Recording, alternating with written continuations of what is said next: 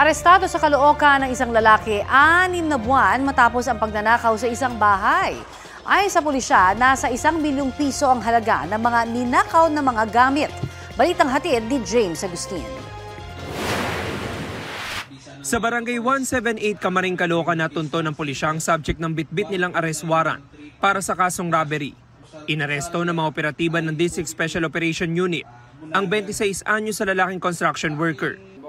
Sa investigasyon, nilooban umano ng lalaki at ng kanyang kasabwat ang isang bahay sa lugar, Nobyembre noong nakaraang taon. Walang tao noon sa bahay dahil nasa ibang bansa ang may-ari. According sa witnesses doon sa area, nalaman nila na binuksan ng mga suspect yung bahay. Nilimas yung mga gamit. So, ang mga nakuha doon, mga pera, alahas, mga flat screen na TV, washing machine, mga damit at saka mga mamahaling sapatos. So sa kabuuan, according sa victim, umaabot ng 1 million ang worth ng mga ninakaw sa kanyang mga gamit. Ika-siyam sa most wanted persons list ng Northern Police District ang lalaki. Aminado siya sa pagnanakaw sa bahay. Sa akin lang po, nagbenta lang po ako eh.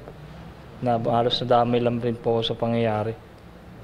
Pero po, dun sa paglolo po dun, humingi po ang dispensa nangyari po sa nakawan po dun sa may-ari. Iniimbestigahan pa rin namin kung meron siyang mga involvement sa mga ibang nakawan. Pero ang record na nakuha namin as per background investigation is na-involve siya sa illegal gambling. Patuloy namang hinahanap ng mga otoridad ang kasabwat ng naarestong lalaki. James Agustin, nagbabalita para sa GMA Integrated News.